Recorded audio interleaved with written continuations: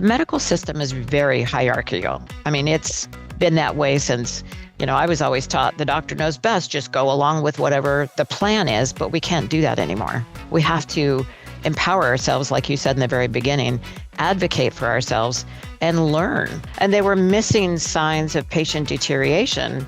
Those signs occur 6 to 24 hours prior to a cardiac arrest. If you look at the low estimate of 250,000 patients dying every year, that's equivalent to almost 1.2 jumbo jets falling out of the sky and killing everybody on board every day. There's so many amazing nurses, amazing doctors, that really pure intentions, but the way the system's been kind of just over time evolved and created, a lot of times it feels like it's profits over patient care.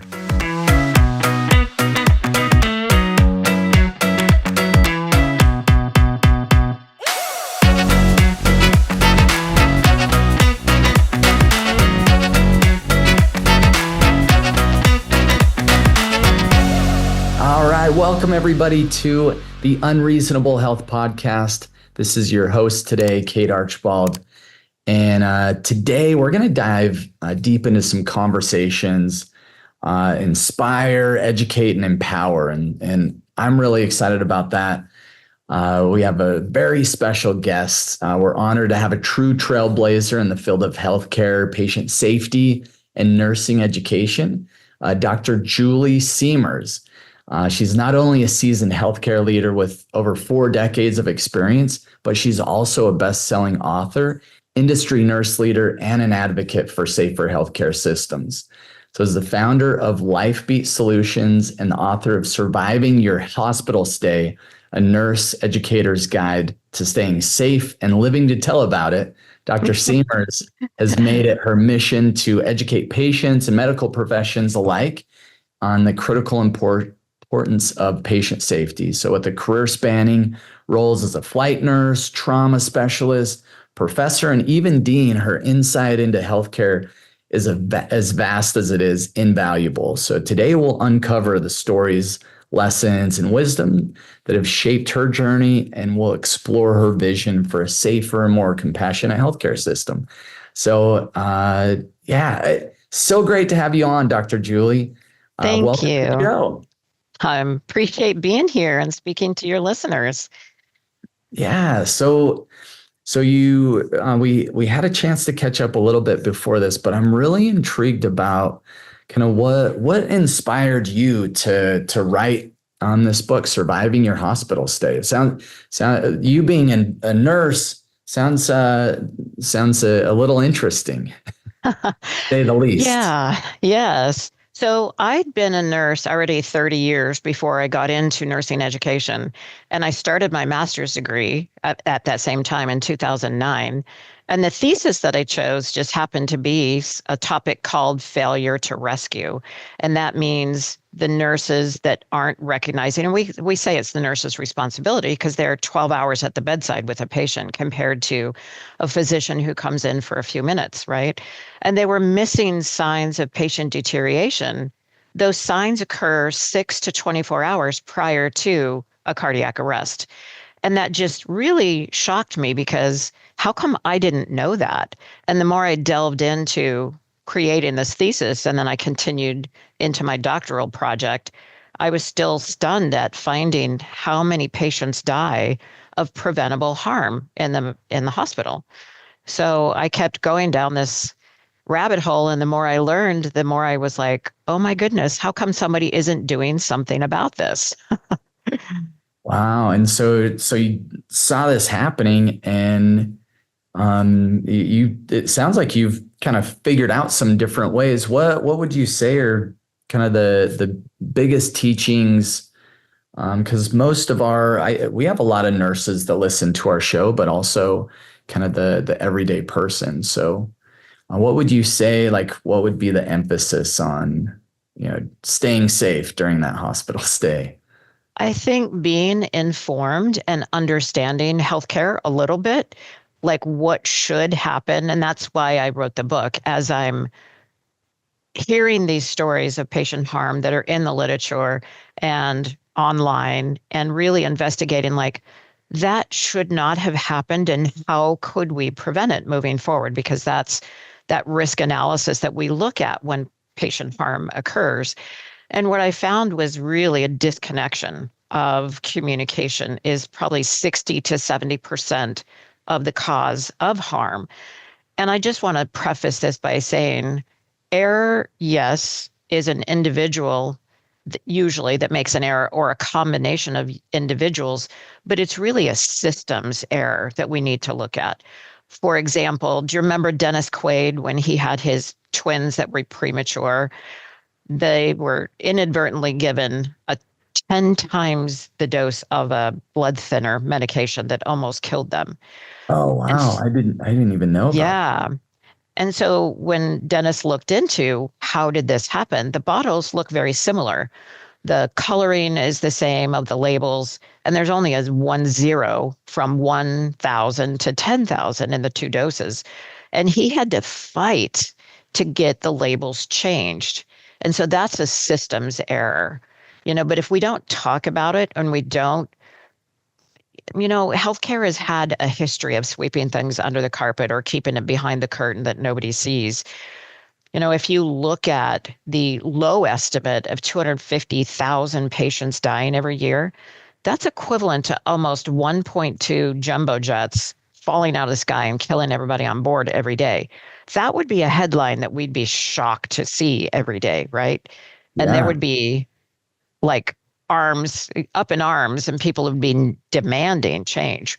But in healthcare, we don't hear about it. We kind of go away quietly when things happen. So I think communication is definitely a big place we can start. absolutely.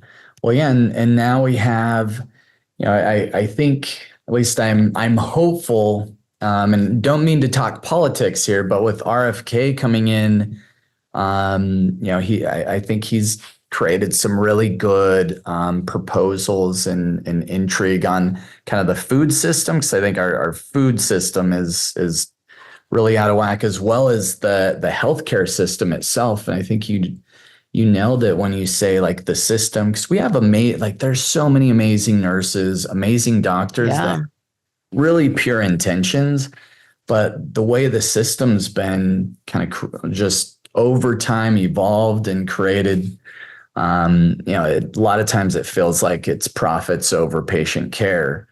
Uh, right. and I would argue that's not necessarily the intention, but yeah, sometimes it definitely feels that way. Yeah, for sure. A lot of nurses on my TikTok channel will say, well, yeah, but we're so understaffed. And, yes, that is probably the first place that hospitals, when they're really operating on a slim margin, they'll say that's their biggest expense. So let's cut, the nursing staff. And okay, well, you took care of 6 patients, you can do 7 or 8, but really the consequences are damaging and devastating sometimes. And I think let's not be so short sighted. If hospitals are spending 13 to 15% every year of their operating income on patient harm, why don't we be a little proactive here and say, if we spend this money and prevent harm, we're actually going to help our bottom line. So we need more nurses, not less, and Uh, education. oh, that sounds brilliant, and that's how much hospitals spend on harm, and that's just with kind of fighting malpractice suits, things like that. It's about 10 to Yeah. 15%, you said. Yep. So it's Wow. lawsuits. It's also when, for example, a patient has surgery and the nurse is busy, so they don't get in the room to remind the patient, take deep breaths, cough, because that's part of how we prevent postoperative pneumonia. Then that patient that now has pneumonia and maybe has to go to the ICU, that's not paid for by the insurance companies because that shouldn't have happened.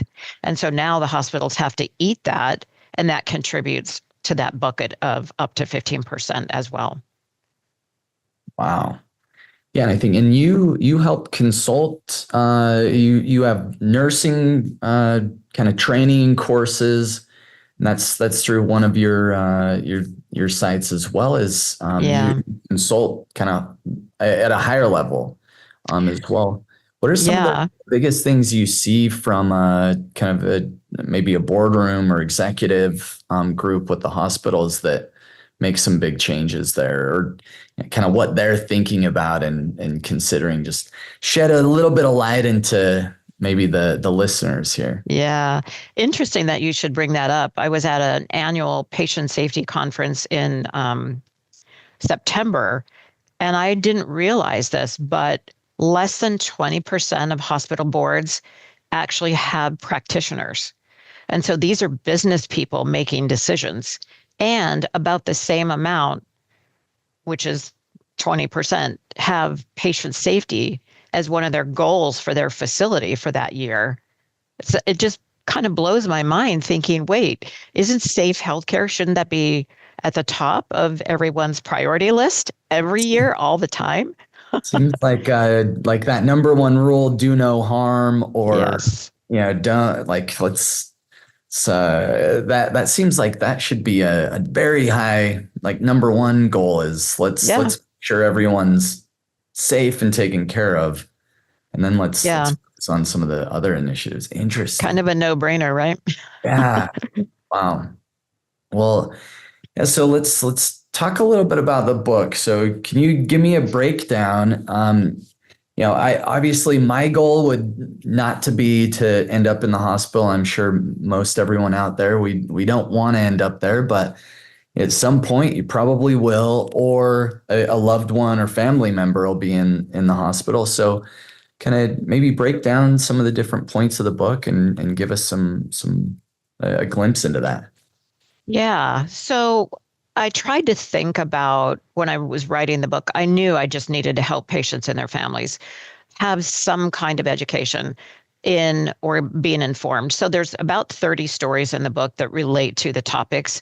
They're all true. And unfortunately, a lot of the patients did die, but I relate to stories. And so I thought the reader would too.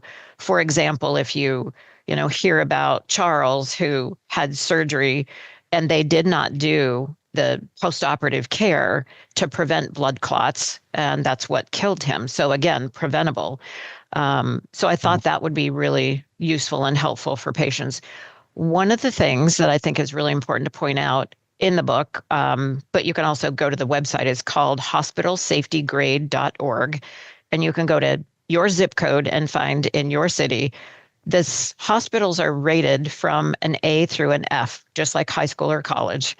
So you can find out there are 5 main categories of safety, and there's a total of 22. So there's subcategories in each of those 5. And it'll tell you, does this hospital that you're looking to go have your surgery at, or pardon me, if you have an acute heart attack that you're going to, you can look up. I would do that right now because I would plan where I'm going if something happens. Pardon me.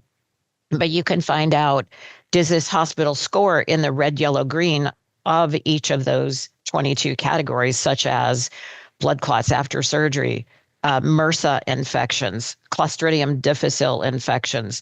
How does the hospital communicate? How does the nurses communicate with the patients? And you can see their scores. So that's one thing I do in consulting too, is help those hospitals that are in the red zones in particular areas, improve. What are you doing right now to prevent, the blood clots or pneumonia after surgery?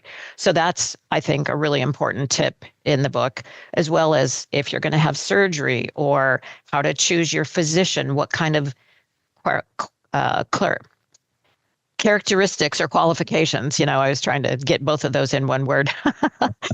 um, but just what you should know, how you should interview your doctor, that you're going to choose to help you make decisions about your life. And then another really great chapter is on communication. How do you say, I need to think about that, or I want a second opinion? And really, the medical system is very hierarchical. I mean, it's been that way since, I was always taught the doctor knows best, just go along with whatever the plan is, but we can't do that anymore. We have to empower ourselves, like you said in the very beginning, advocate for ourselves and learn. Yeah. Yeah. Well, and that's where, there's definitely not uh, most people aren't there out there trying to learn. They're learning about their body functions and how we can, improve our health resilience and health, but not a lot of people are paying attention to kind of what happens at the hospital. Because obviously our most of our listeners we're focused on keeping away from the hospital or out of the hospital as much as possible. Yeah. I think, I'm sure you'd agree with me if we can have the right kind of lifestyle interventions and have really effective ways of optimizing our health and exercising. Hopefully, that'll reduce Yes. hospital stays. That's Any key. examples there where you saw? 'Cause I'm sure you've seen so many different things, but any unique examples you can think of where maybe like lifestyle was a big factor for someone, either for the positive or maybe the other way around. Yeah, a lot of the patients in the hospital nowadays are sick. The semi-sick ones go home pretty quickly, or they get medications and go home. And so it's been a challenge teaching the students, with these comorbidities. So most patients have diabetes, heart failure, had an acute MI, hypertension. They've got a combination of diseases, which makes it difficult. But my opinion, I don't know the statistics, you probably do. I always tell the students about 95% of that is lifestyle related and can prevent it. I mean, my dad, when he was told he had diabetes, he'd lost 20 pounds and quit eating his crackers and peanut butter and whatever else at night, and his diabetes went away, right? Get out and walk. But, a lot of Americans just want a quick fix. Just give me a pill for that. But it really, is we're not doing our bodies the justice that it really needs by treating it well daily. Moving and putting the right things in our bodies will prevent a lot of that, as you know. Yeah, absolutely. Yeah, the that movement piece, and I think the culture in America is a lot of times has been kind of that quick fix. Yeah. There's a pill for that. We've started working a lot more, just very much actively with different peptides, and Mm, it's fun because I can usually say, oh, there's a peptide for that. But what's nice about peptides is you're actually opening up different communication pathways and hmm. really, improve function in the body, as opposed to a lot of times kind of those pills and medications. Yeah. They're blocking certain things just so a certain mechanism of action doesn't or does happen.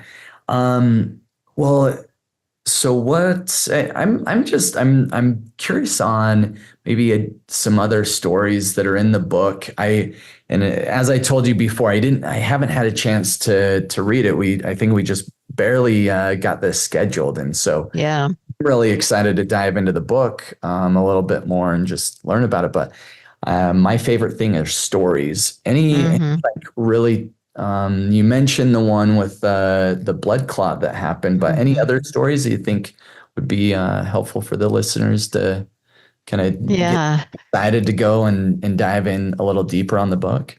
Yeah. I opened the book with the story of Lewis Blackman. As a mother myself, his story hit me really in my heart. And I met his mother. I mean, online, I've met her and through emails and learned a little bit more about that experience because it was so profound to me. And it's one that I always teach my nursing students because was a 15-year-old that had pectus excavatum. So it was a deformity. They was born with his chest. And the doctors are like, he's growing older now and into a young man. And we probably should fix this so he has full pulmonary or lung expansion. Well, he started having abdominal pain the day after surgery. And his abdominal pain got worse. And his mom thought, this is weird. He's got chest surgery, but he's got abdominal pain. And then his heart rate was beating faster. His lips were pale. His hands and feet got cold. And she kept saying, something's wrong with my son. Well, about 30 hours after the abdominal pain started, the last thing he said to his mother is, it's going black. and they ran the code for 90 minutes. What they found out on autopsy was that 3 liters of blood was in his abdomen, and it was from the Toradol, or the NSAID pain medication that they were giving him. And I've had people say, oh, well, NSAIDs don't work that fast to cause an ulcer, but they do in the state of dehydration. And he was dehydrated from surgery. So the bias, the optimism bias of he's 15 years old, and no other comorbidities, he's fine. This shouldn't, nobody took it further to figure out what was really going on with him. And it was just like heartbreaking, right? I mean, Yeah. I can't imagine losing a child, period, let alone to preventable medical error. Yeah. Wow. And I think that's incredible. Like I can't even fathom going through that, but that's I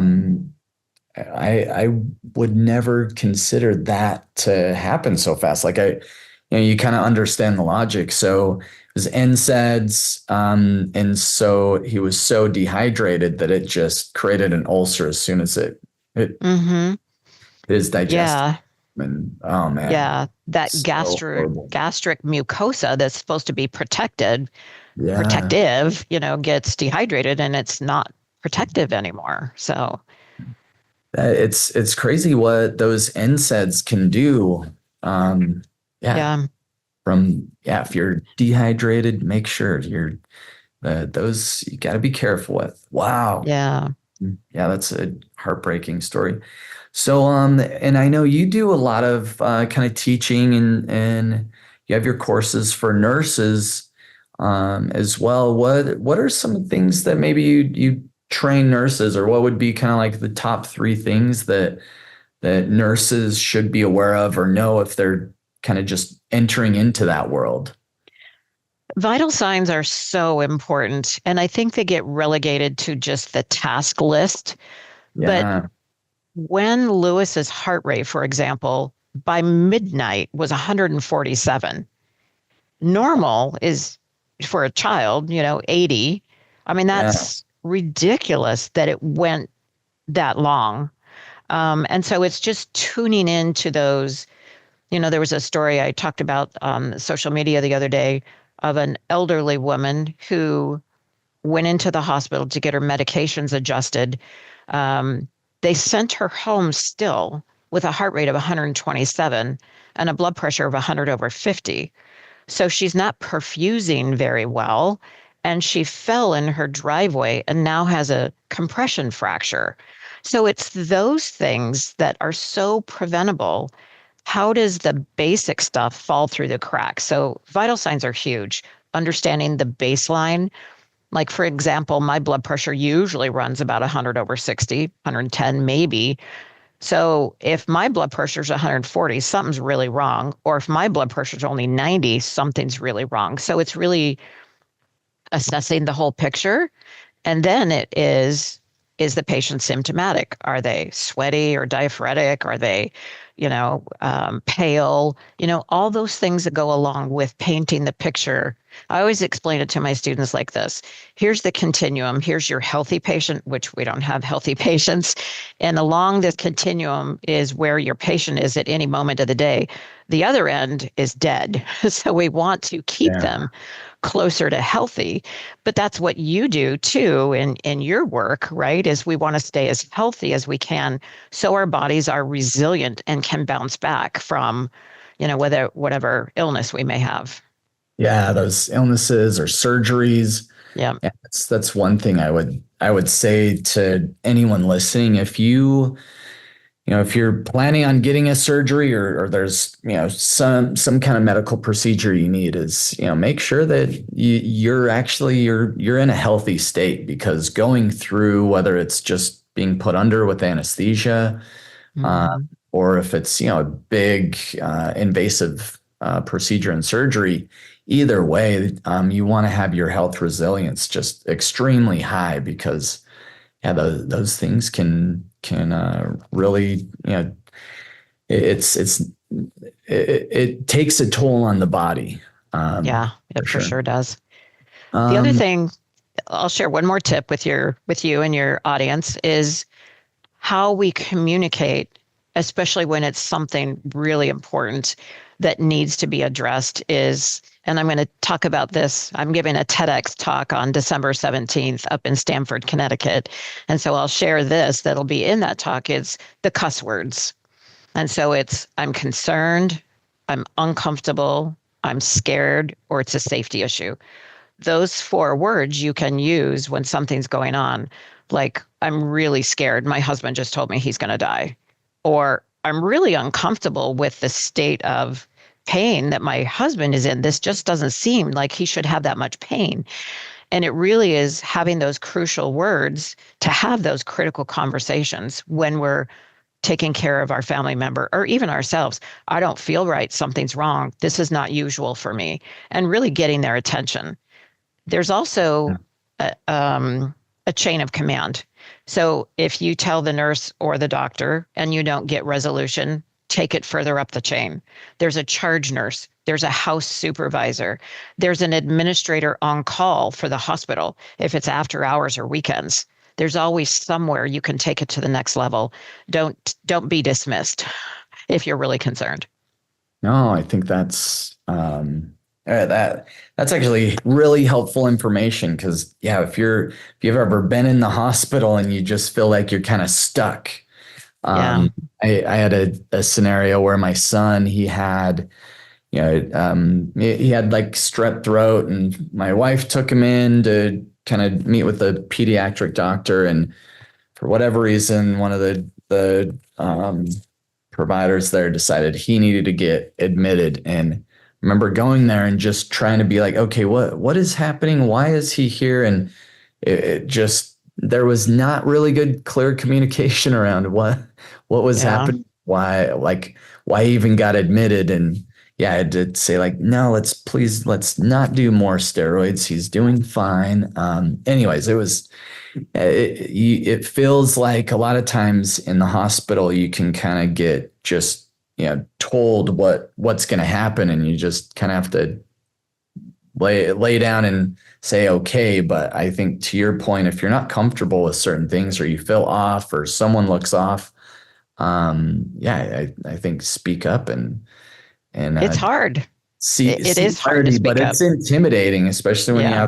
have the doctor, everyone's in their scrubs or white coats, and it can definitely be intimidating. Yes. But don't Cool. let that happen. Find Yes. your courage and speak up. Yes. Well, awesome. Dr. Julie, this has been so good to have you on the show.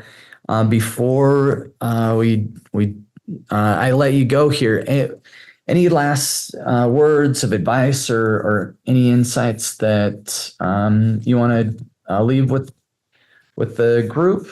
Yeah. Thank you. It does sound really ominous and depressing. And oh my gosh, when we hear the statistics, 1 in 4 patients experience some kind of harm in the hospital. But I want to leave a message of hope that by becoming engaged, becoming informed, and really taking charge of our own life and caring for our loved ones, that we really can be an integral partner. The patient center model is what we should be operating from and not this hierarchy. And so we need to be, as patients and families, the ones to kind of close that gap and just say, I'm here to help. My mom's not quite the same and somebody needs to figure out what's going on. And so I think leaving a message of, yeah, there's a lot that we can do, and just take the time get informed before you actually really need to scramble and figure it out. Right. Yeah, I think that's beautiful advice. And for people that want to connect with you more, maybe we have some nurses in the audience that want to explore your courses there, or just grab your book. Yeah. I'm Dr. Julie Siemers on all the socials and my website as well.